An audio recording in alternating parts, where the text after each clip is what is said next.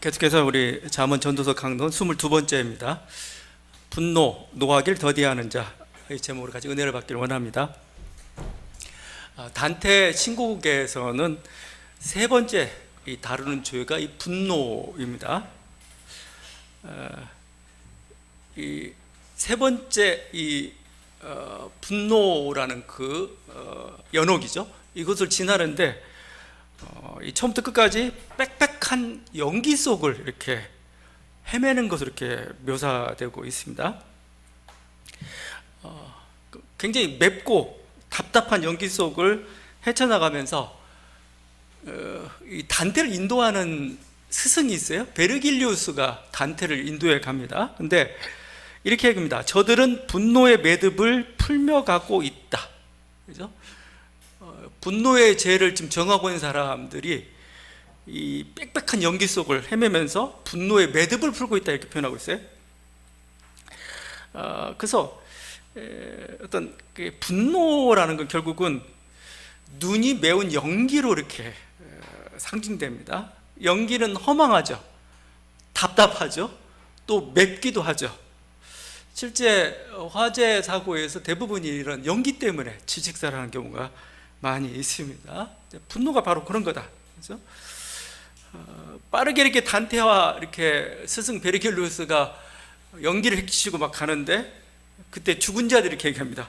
우리의 연기를 헤쳐나가는 너는 누구냐? 이렇게 물어봐요. 근데 이 장면을 보면서 연기라고 했지만 이게 형벌인가?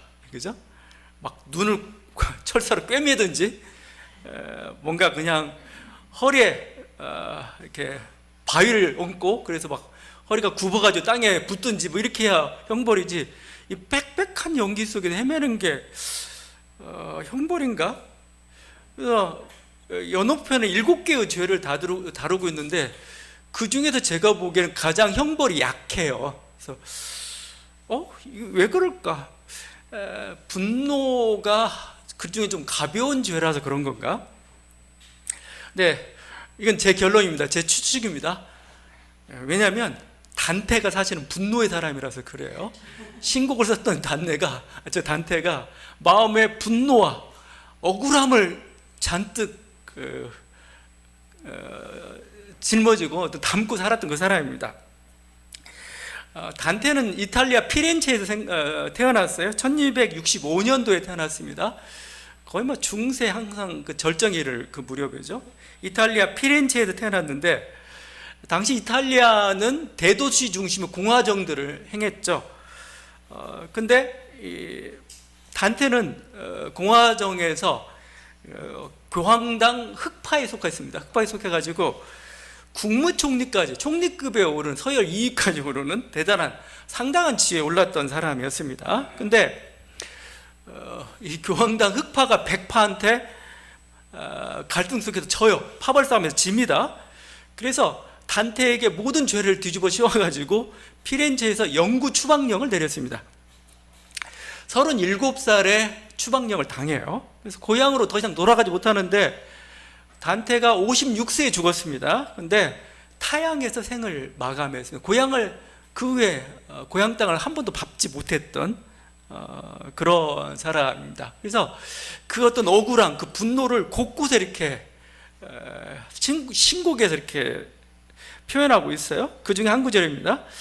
너는 살뜰히 사랑하는 것을 모두 버려야 되리니 그것이 추방의 활이 쏘는 첫 화살이니라. 남의 빵이란 얼마나 쓴 것인지, 남의 집 계단을 오르내림이 얼마나 고된 길인지. 그죠? 남의 집, 남의 계단, 남의 빵을 먹는 게 얼마나 쓴 것인지, 그게 보통 어떤 이주민, 고향을 떠난 사람들 느끼는, 아무리 거기에서 출세하고 뭐 해도 쓰다, 이거죠. 이 억울함, 이 분노를 담고 살았어요. 그러니까 자기가 분노의 사람이었기 때문에 제가 연옥편에서 이 분노의 죄에서 좀 가볍게, 좀 형벌은 가볍게 준 것 같은 느낌이 들어요. 단테의 분노가 신곡 곳곳에 나타나고 있는데, 특별히 이제 분노는 자신이 이렇게 영구 추방령을 내렸던 그 세력을 향하죠. 교황이 그랬고 교황의 결탁한 세력들이 그랬어요. 그래서 신곡에서 어떻게 복수를 하냐면은 교황을 대부분을 전부 지옥으로 보내버립니다. 지옥으로 보내버렸는데 지옥에 떨어진 교황들의 모습이 이렇게 되어 있어요. 막 말뚝처럼 거꾸로 구덩이에 박혀 있습니다. 그러니까 몸 절반이 땅속에 묻혀 있는 거죠.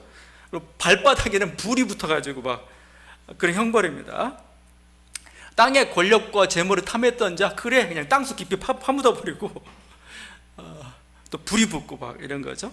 반면에 자신이 이렇게 어려운 이렇게 나그네 길, 이렇게 방랑생활 중에서 환대를 베풀었던 사람들은 하나가 전부 다 천국으로 다 올려버렸어요.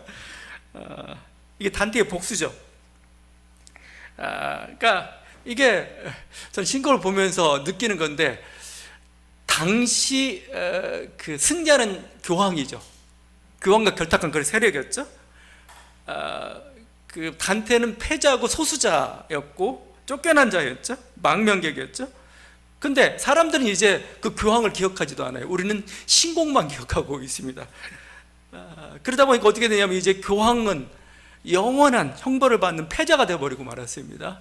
오히려 단테가 더 승자인 것처럼 보여요. 요즘 인기 있는 영화가 왕과 사는 남자죠. 왕과 사는 남자. 단종과 관련된 그 마지막 때를 좀 다루고 있는데, 우리가 단종 비사라고도 하는데, 그걸 읽을 때마다 느끼는 게 단종이 살아있는 것 같아요. 오히려 단종은 당시에 패자였는데, 그리고 세조와 그와 결탁한 무리들은 여전히 역사의 주인처럼 당신은 승자였는데, 이게 역사 기록의 무서운 겁니다. 역사 기록. 여러분이 글을 남기십시오. 글을 남기시고 제대로 된 글을 남기세요. 그게 이제 미래는 그걸 통해서 기록을 합니다. 기억을 하는 거고. 그래서 어떤 그런 걸 좀 느끼기도 하는데, 하여튼 자신의 분노를 이렇게 책으로 이렇게 기록했고, 그래서 사실은 그 모든 분노가 나쁜 건 아닙니다. 이러다 보니까 이 분노를 중세 시대, 중세 철학에서도 두 종류로 나눕니다. 선한 분노와 악한 분노가 있는 거죠. 선한 분노는 주로 정의와 관련된 겁니다. 정의죠. 불의한 일에 대해서 마땅히 분노해야지, 저건 안 돼, 이렇게 하는 거죠. 이렇게 분노를 품어야 분노가 바로 행동으로 사회가 변화되고 이렇게 되는 거죠. 분노해야 될 때는 분노해야 됩니다. 그래서 우리가 분노할 때 이게 어떤 분노인지를 좀 보는 게 필요해요. 이게 정말 선한 분노인지 아니면 악한 분노인지. 선한 분노는 마음껏 내도 괜찮습니다. 해야 됩니다. 예를 들면 지금 선거가 부실했다, 부정했다 해가지고 한참 여기에 대한 청년들의 저항이 있죠. 옳습니다. 뭔가 이렇게 잘못된 거에 대해서, 불의한 거에 대해서 아니다라고 외치는 건 정의죠. 그러니까 부실선거가 정의입니다. 근데 이를 계기로 해가지고 자신의 어떤 이념이나 어떤 정파나 어떤 이익을 추구하는 방향으로 인용한다, 그걸 끌어댄다, 그건 악한 분노인 겁니다. 그러니까 그 분노가 뭔지를, 모든 분노가 옳은 건 아니에요. 이게 정말 선한 분노인지 이게 악한 분노인지 이걸 좀 구분하고 선한 분노에 대해서는 우리는 좀 낼 수 있어야 되죠. 하여튼 인간이라는 존재는 분노라는 게 항상 있어요. 분노를 없앨 수는 없습니다, 우리가. 그래서 오늘 말씀도, 잠언서도 분노를 참으라, 물론 그런 구절도 있지만 대부분은 분노를 더디게 하라, 곧바로 풀거나 단번에 쏟지 말고 오래 참으라, 서서히 풀어라. 그래서 이렇게 이제 해가 지도록 분을 품지 말고, 그러니까 분이라는 게 안 생길 수가 없어요. 안 생길 수가 없는데 해를 넘기지 마라 이겁니다. 그러니까 하루를 넘기지 말아라 이거죠. 그걸 좀 풀어야 됩니다. 그게 성경에서 가르쳐 주는 그런 교훈이기도 하고 그렇습니다. 그래서 분노라는 건 사실은 분노의 원조가 하나님이에요. 하나님은 어떤 하나님이냐? 하나님의 분노의 하나님이에요. 하나님을 분노라고 이렇게 표현하기 좀 뭐하니까 하나님의 진노라고 바꾸죠. 하나님의 진노. 하나님의 진노는 뭐냐면 하나님의 심판이에요. 하나님의 심판. 그래서 뭔가 그러니까 하나님 심판이 이 땅에 실현이 되는데, 그 하나님의 심판이라는 것은 어떤 자연의 대격변, 지진이나 이런 홍수, 아니면 국가적인 재난으로, 기근으로 다가오는 거죠. 그래서 막 그걸 하나님 화를 내신다 표현합니다. 예레미야 애가가 이스라엘이 패망하고 난 다음에 그 하나의 탄가죠. 그 아픔을, 고통을 노래하고 있는 건데, 거기서 예레미야가 이렇게 노래합니다. 슬프다, 주께서 어찌 그리 진노하사 딸 시온을 구름으로 덮으셨는가. 화를 내신 거죠. 그의 진노의 날에 그의 발판을 기억하지 아니하셨도다. 노아사 딸 유다의 견고한 성체들을 허물어 땅에 엎으시고 나라와 그 지도자들 욕되게 하셨도다. 맹렬한 진노로 이스라엘의 모든 뿔을 자르셨으며 맹렬한 불이 사방으로 불사름같이 야곱을 불사르셨도다. 진노, 불, 심판. 하나님 화내신 겁니다. 화가 행동으로 나타나는 거죠. 사건으로 나타난 거고, 그래서 분노의 출발점은 하나님이죠. 그래서 이 사실은 여러분이 신앙이라는 게, 종교라는 게 왜 생겼겠어요? 신앙이나 종교는 사실은 신을 달래는 겁니다. 왜냐하면 내 인생에 불가항력적인 그런 사태들이 자꾸 발생을 해요. 인간을 통제할 수 없는 것에 있을 때 고대인은 어떻게 생각해요? 이건 신이 뭔가 알 수 없는 존재가 하는 거고, 이 알 수 없는 존재로부터 어떻게 피할 수 있을까? 제가 보니까 일본이 그래요. 일본이. 그러니까 이게 약간 부정적, 종교의 부정적 기능이지만 일본 종교라는 게 거의 부정적입니다. 제가 보니까. 왜 그러냐면 그 뭐 신만이도 몇백만이 된다고 하죠. 근데 그 신들의 공통적인 특징이 저주예요. 분노입니다. 저주와 분노로부터 내가 어떻게 이걸 막을 수 있을까? 피할 수 있을까? 항상 거기에 초점이 있어요. 그래서 분노라는 것 때문에 신의 가장 기본적인 속성이고, 우리가 신을 만나는 첫 번째 길인지도 몰라요. 근데 성경에서 뭐라고 표현하냐면, 우리 하나님 그 분노를 가지고 있지만 하나님은 노하기를 더디하시는 분이다 표현하고 있어요. 노하기를. 하나님 분명히 죄를 기뻐하지 않아요. 죄에 대한 반드시 심판이 이루어져야 합니다. 그러면 인류 역사는 끝났어요. 근데 하나님은 뭐요? 그걸 참으시는 하나님. 모세에게 하나님이 나타나십니다. 하나님 나타나가지고 내가 어떤 하나님인지를 얘기하는, 이렇게 얘기해요. 여호와께서 그의 앞에서 지나시며 선포하시되 여호와라 여호와라 자비롭고 은혜롭고 노하기를 더디하고 인자와 진실이 많은 하나님이라. 하나님 어떤 분이냐? 노하기를, 진노하기를 더디하시는 분. 때리려고 하는데 때리지 않고 참으시는 분.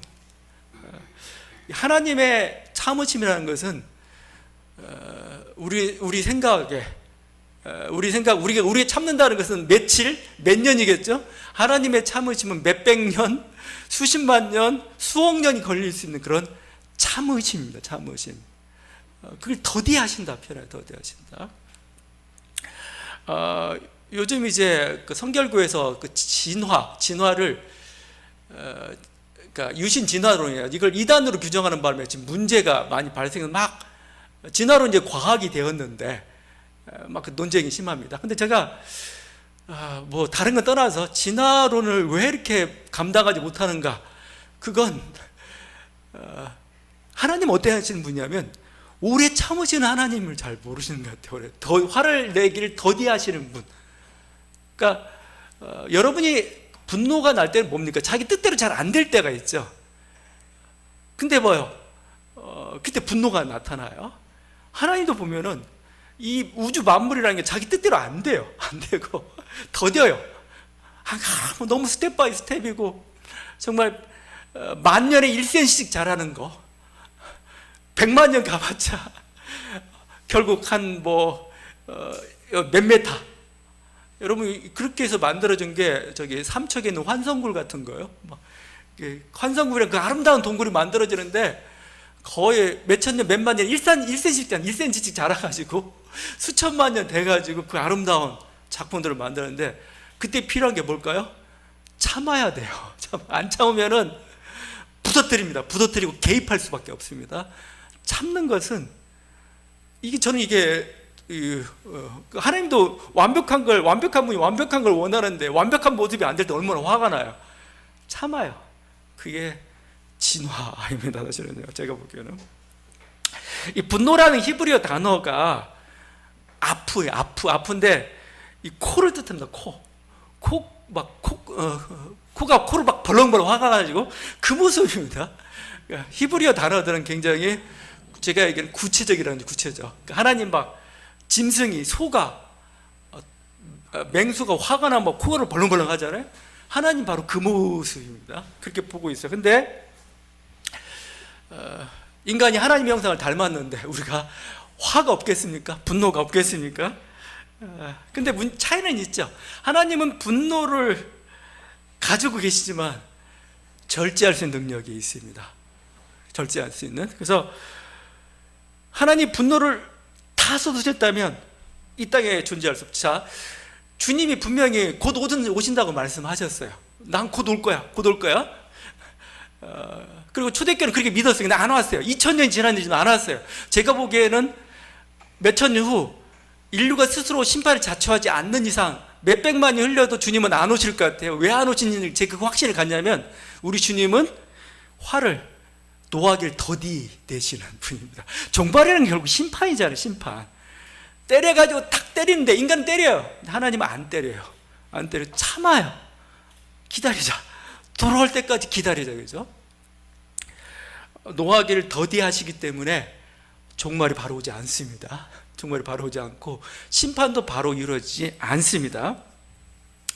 그게 하나님은 절제력이 있죠. 인간은 절제력이 없어요. 절제력이 없으니까 분노는 잘 다스려야 됩니다. 분노는 잘 다스려야 되고, 그러니까 인간이 컨트롤할 수가 없어요. 우리 인간이 신이 아니기 때문에 분노는 될 수 있으면 안 생기도록 만들어야 되고, 생기면 잘 이렇게 해소하는 방법들을 우리는 개발해 가셔야 되는 거고, 지금 잠언에서 그걸 요구하고 있는 거죠. 분노가 무서운 거죠. 그 한자가 이걸 잘 보여줍니다. 한자를 보게 되면은 한자에 분노가 있고 참음이라는 단어가 있잖아요. 근데 두 단어가 거의 비슷하게 생겼어요. 참을 인자, 여러분 잘 머릿속엔 잘 좀 어려운 한자에, 고급 한자에 좀 속해요. 참을 인자가, 이게 한자는 파자 해보면 좀 이렇게 뜻이 좀 잘 드러나는데, 마음 심자가 밑에가 있습니다. 마음 심자가 밑에 있고 칼도자가 위에 있는 게 참을 인이에요. 칼을 품고 있습니다. 그러니까 칼로 마음을 다스린다, 아니면 마음이 칼을 다스린다. 그럼 아마 참을 인이니까 마음이 칼을 다스리는 형국, 아니면 칼을 이고 있는 그 모습이죠. 어떻게든 이 칼이라는 겁니다. 칼. 분노 자체가 위험한 거예요. 위험한 것을 마음이 다스리고 있는 거, 이게 참을인입니다. 근데 성낼 분이 있습니다. 성낼 분. 분노할 때 성낼 분인데, 이 참을인자에다 8팔자를 올려놨어요. 그러니까 그게 어떻게 되나, 마음심에다가 칼도자를 위에 올려놨는데 그 위에다가 8팔자를 이렇게 해놨어요. 이게 뭘까? 결국은 참는 것에 진 겁니다. 져가지고 어떻게 돼요? 마음이 8갈래로 갈라진, 저는 그런 모습으로 보여요. 마음이 갈갈이 흩어져 버린, 그게 바로 분노라는 거죠. 그러니까 분이라는 거, 참는다는 것은 뭐냐면 화가 난 상태죠. 이걸 참는 거고 그런 거죠. 칼을 품고 있는 거랍니다. 칼을 다스리는 거죠. 그러니까 쉽지 않다는 겁니다. 위험하다는 겁니다. 이걸 잘못 다스리면. 그래서 이 분노가 위험한 것은, 분노는 상대방을 다스리기 전에 자기를 먼저, 그러니까 상대방을 망치기 전에 먼저 자기를 죽여요. 이게 분노가 가지고 있는, 그러니까 칼이라는 건 항상 그렇지. 칼이라는 건 위험하지 않아요. 칼은 적을 죽이고 적에 공격할 때 쓰기도 하죠. 잘못하면 주로 여러분이 배고 힘든 게 자기 이 칼이라는 것 때문에요.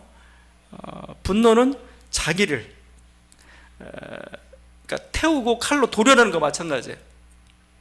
신곡에서 분노의 여러 모습이 나오는데, 어떤 딸이 자기 어머니가 자살을 했어요. 그 때문에 막 울고 있는데, 그때 이렇게 노래합니다. 아, 어머니, 어이의 노여움 때문에 돌아가셨는지요. 라비니아를 잃지 않으려 자결하신 어머니는 이제 나를 잃으셨나이다. 이거 결국 이 어머니가 하여튼 불행한 일이 생겼어요. 이것 때문에 분해가지고 자살을 했는데 결국 사랑한 존재들마저 딸마저도 잃어버리게 그 일을 택했다는 거죠. 분노라는 건 이게 잘 보여줘. 먼저 자신을 죽입니다. 이게 어떤 형태건. 그래서 화를 안 내는 게 건강에, 장수에 유리하지, 화를 내고 뭔가 분노를 품고 있는 것 자체, 얘는 언젠가는 내 마음을 상하게 하고 다른 사람 상하는 건 말할 것도 없죠. 이 분노라는 건 사실은 지금 뭐 이란하고 미국과의 전쟁, 아니면 뭐 우크라이나와 러시아의 전쟁도 결국 어디로 가고 있느냐 보니까 이게 결국은 분한 거예요. 서로 자존심 싸움으로 가고 있는 것 같아요. 인류 역사의 가장 큰 문제이기도 그렇습니다. 그 고대 그리스 서사시가 우리가 일리아드, 오디세이를 알고 있죠. 일리아드는 그 트로이 전쟁 10년 동안의 어떤 영웅들의 싸움들을 기록하고 있습니다. 근데 그 일리아드의 첫 문장, 가장 첫 줄이 뭐로 시작하는 줄 아세요? 이렇게 시작합니다. 노래하소서 여신이여 아킬레우스의 분노를. 아킬레스 화가 났어요. 아킬레스의 분노를 사실은 트로이 전쟁도 화나서 싸운 겁니다. 왜냐하면 나의 가장 소중한 여자를 데려가서 어떤 나라가, 그러니까 막 헬라 연합군하고 트로이 연합군이 싸운 거죠. 전쟁도 하는데 전부 싸우는 게 자존심 싸움이에요. 여러분 뭐 요즘 이렇게 예능 프로그램에서 막 젊은 애들 뭐 개그맨이든 뭐가 됐든 와가지고 막 서로 막 조금만 다투고 런닝맨 막 이렇게 하잖아요. 전쟁이 똑같은 일을 한 겁니다. 그래가지고 기분 나빠가지고 전쟁에 안 나가요. 또 기분 나빠가지고 나를 기분 나쁘게 했어? 해가지고 화가 나가지고 상대방을 모욕을 줍니다. 막 그럼 이것 때문에 한이 맺히고 막 이러다 결국 일리아드를 이끌어간 축이 분노예요. 분노 때문에 주로 이제 명예죠. 우리 다른 식으로 표현하게 되면 자신의 명예 손생되는 것에 분노를 이렇게 터뜨리고 결국은 어떻게 되느냐? 아킬레우스를 죽인 건 이 분노 때문에, 분노를 다스리지 못함으로 말미암아 자신을 죽였고 모든 영웅들이 여기서 다 죽어갑니다. 하나씩 헥토르부터 시작해가지고 헥토르의 뭐 가족들, 뭐 모든 영웅들이 여기서 다 이 분노를 다스리지 못해서 죽어가고 있죠. 그러니까 단순히 그냥 영웅들의 얘기가 아니고 인간사의 모습이고 그렇습니다. 분노란 결국 자기를 죽입니다. 분노를 다스리지 못하면 자기가 먼저 죽게 돼요. 분노하면 또 위험한 것은, 분노가 위험한 게 분별력을 없게 만들어요. 분별을 흐리게 만들죠. 그래서 여러분이 만약에 분노한 상태에서 결정했다, 대부분 옳지 않습니다. 분노한 상태에서 어떤 중요한 결정을 분노한 상태는 절대 결정하면 안 돼요. 차라리 미뤄두는 게 좋습니다. 분노한 상태의 대부분의 결정은 나중에 후회합니다. 이거 잘못돼. 나중에 반드시 후회하죠. 그래서 참 흘린 셋이면 살인을 면한다는 표현이에요. 살인. 실제 그래요.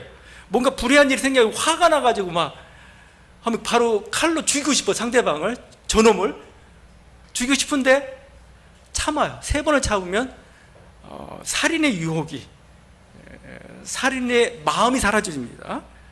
왜냐하면 일단 참고 나면은 다른 시각이 보여요. 다른 시각이 보입니다.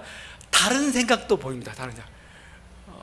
얘가 막 화나가지고 탁 한 대 때리려고 했는데, 심한 말을 하려고 했는데 뒤집어 보면은 얘가 왜 이렇게 이런 짓을 했을까라는 생각하게 되잖아요. 갑자기 이해도 되기도 해요.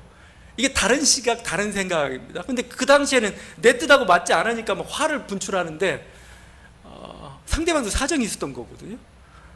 또 그런 상황이란 게 있는 겁니다. 그걸 다 여러모로 이렇게 하다 보니까 이거 안 되는 거죠. 하여튼 이렇게 우리가 일단 참는 순간에 다른 시각, 다른 상황들이 보이면서 살인의 마음이 사라진다는 거죠.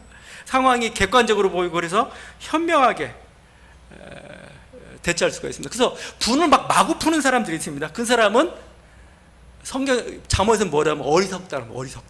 왜냐하면 어리석은 결정을 해요. 어리석은 결정. 트럼프가 이러한 결정을 할 때 그 마음 중심이 여러 가지도 있겠지만 분노라는 게 있었을 겁니다. 분노. 내 말을 안 들어? 이거지, 내 말을 안 들어. 전쟁을 벌여놓고 나니까 망했어요. 뭔가 내 생각대로 안 돼요. 그래서 왜 자꾸 전쟁하기 전에 정당성을 호소하는가? 분노를 삭히는 과정입니다. 내 화가 옳다는 것을 확인해 봐야 돼요. 현명하다는 걸 확인한다. 그게 정당성입니다. 그러한다 하면은 괜찮아요. 지더라도 얻는 게 있어요. 근데 이렇게 분노로 했다가는 어리석다라고 표현을 합니다. 역사 속에 그렇게 어리석은 왕들이 얼마나 많은지, 그들이 폭군이 됐고 그들이 바로 전쟁 광들이 되었던 거죠. 우리가 고린도전서 13장을 사랑장이라고 부르죠. 그 사랑장에서 사랑의 15가지 속성을 얘기합니다. 근데 15가지 속성을 얘기, 그 처음이 뭐냐면 사랑은 오래 참고입니다. 오래 참고. 사랑은 온유함입니다. 오래 참는 데부터 일단 사랑이 시작이 돼요. 분노를 참는 거죠. 분노를. 말을 바로 터뜨리지 않는 겁니다. 말을 터뜨리는 순간 끝난 거거든요. 그건. 말을 터뜨리지 않고 한번 참고 삼키는 거죠. 그래서 뭐 여러 가지, 뭐 10초 동안 뭐 말하지 말라는 법부터 시작해가지고 3번 숨 쉬고 뭐 어쩌고 하라는 뭐 여러 가지 얘기를 합니다. 오래 참아야 분노를 다스릴 수가 있어요. 그 행동으로 표출하지 않을 수가 있죠. 차라리 우리는 그 침묵하는 게 그 순간에 낫고 기다리는 게 가장 현명합니다. 그리고 이 분노를 표출하는 순간 또 문제가, 난 화나니까 분노 표출하겠어. 근데 분노를 표출해가지고는 하나님의 뜻을 이룰 수가 없어요. 자기가 원하는 목적을 이룰 수가 없습니다. 이게 분노의 어리석음이에요. 그냥 상대방 감정만 상하고 마는 겁니다. 분노는 그래서 탈무드 같은 데서는 분노를 교만함이라고 얘기하고 있어요. 분노가 왜 교만함이냐면 자기 뜻이 관철되지 않는 걸 화내는 거잖아요. 내 뜻이 이렇게 돼야 안 돼. 그러니까 막 화를 내는 겁니다. 현실은 하나님의 손이에요. 그게 옳건 그르건 하나님 그렇게 인도하고 그걸 안 받아들이겠다는 거고. 그다음에 뭐죠? 분노한다는 건 뭐예요?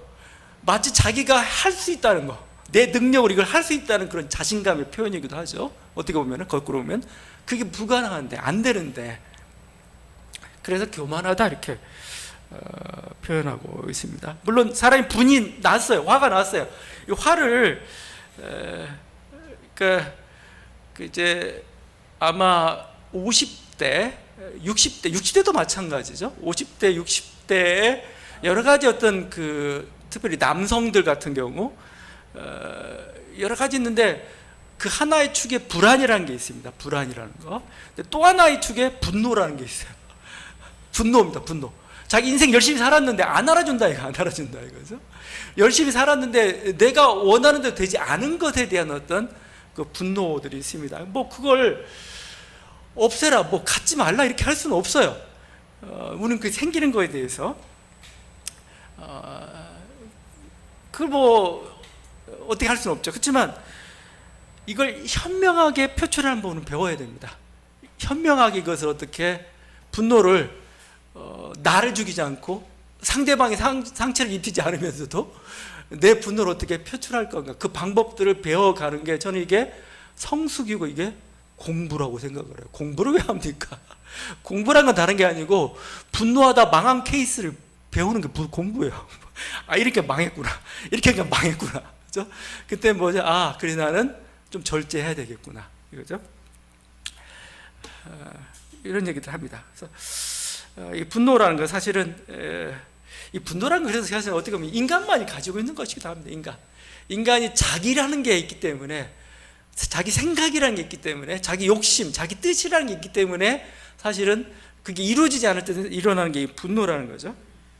그래서 동양에서는 분노를 어떻게 다스리느냐라고 할 때 하는 말이 자기를 비워라 합니다. 자기를 비워라. 자기를 비워야 분노를 다스릴 수 있다. 분노가 안 생길 수 있다라고 얘기해요. 장자편에 나오는 겁니다. 장자편에 허주라는 게 빌허자에 배주자 써가지고 빈배라는 뜻입니다. 빈배 얘기를 해요.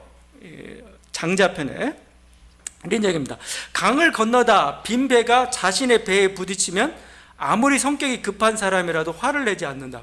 막 가는데 빈배가 자기에 부딪히면 화내지 않죠.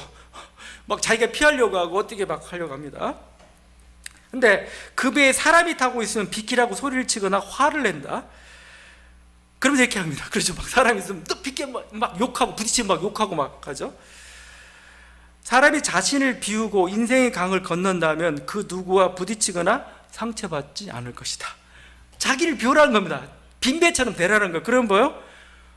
부딪히거나 상처받을 일 없다라고 표현합니다. 자기 생각을 비우고 자기 욕심을 비우고 자기를 비우면 화낼 일이 없습니다. 근데 자기 생각 안 받아들이니까 자꾸 화를 내고, 자기 욕심대로 되지 않으니까 화를 내고, 자기를 대우해 주지 않으니까 섭섭하고 화가 납니다. 근데 뭐요? 세상은 자기 마음대로 되지 않습니다. 오히려 세상에 여러분을 맞추는 게 오히려 화를 덜 나게 하는 방법입니다. 그래서 나이 들수록 자기를 비우는 법을 배워야 합니다. 결국 불교도 그렇고 어떤 노장 사상의 기본은 뭐냐? 자기를 비우는 거예요. 자기 생각, 젊었을 땐 윤리로 그걸 다스리려고 했지만 이제 윤리마저도 필요 없는 세계를 꿈꿨던 게 노장 사상의 세계. 그 가장 기본 핵심에 자기를 비운다라고 하죠. 여러분, 어린아이에게 분노가 있습니까? 어린아이는 분노가 없어요. 그냥 배고플 때 우는 건 분노 아니에요. 그건 분노는 품는 거죠. 품는 거. 오랫동안 간직하는데 어린아이가 오랫동안 간직하진 않아요. 동물들에게 분노가 있느냐? 동물들은 분노가 없어요. 왜 그럴까? 공통적인 자기가 없기 때문에 그렇습니다. 제가 이 얘기를 하는 이유는 그냥 자기를 비우라니까 너무 이상적 얘기가 아니라는 겁니다. 여러분, 어린 시절에 여러분 자기가 없었어요. 정말 행복했습니다. 기억도 없지만 불운하지는 않았어요. 여러분, 행복했습니다. 자기를 비울수록 자연 상태에 오히려 더 가까워집니다. 죽음이란 것도 결국 뭘까? 죽음이란 것도 마음을 비우는 것에서 더 가가지고 자기라는 육신을 비우는 거. 이게 그래서 자연으로 돌아가는 게 사실은 이 죽음이라는 거예요. 그러니까 나이 들수록 죽음이 가까워질수록 우리가 해야 될 게 자기를 비우는 훈련입니다. 자기 생각을 이제는 내려놓는 겁니다. 자기 욕심을 내려놓는 겁니다. 자기란 존재 자체도 있는 게 좋습니다. 항상 노장 사상이 가장 원하는 것은 무명이죠. 무명. 이름이 없는 게 자연스럽기 때문에 그런 겁니다. 이름이 있다는 건 뭐예요? 자기가 있다는 거잖아요.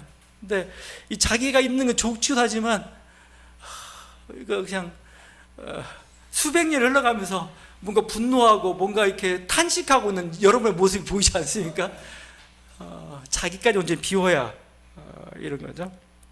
근데 물론 노장 사상이 그렇고 성경에서는 자기를 비우란 말을 하지 않아요. 자기를 비우는 말을 하지 않고 성경에서는 반대의 길을 갑니다. 그 뭐냐면 그리스도로 채우라고 합니다. 그리스도 채우라는 거예요. 그리스도 하나되라는 겁니다. 그리스도는 말씀이죠. 그리스도는 무한 그 자체입니다. 여러분 그냥 인격적으로 생각하면 안 돼요. 무한 자체 그 자체이기 때문에 그리스도는 어느 순간에 또 절대 무이기도 합니다. 그리스도를 담는다는 건 뭐예요? 그리스도를 채운다는 건 뭐죠? 자기를 있는 겁니다. 자기는 사라지고 오직 그리스도만 있는 거.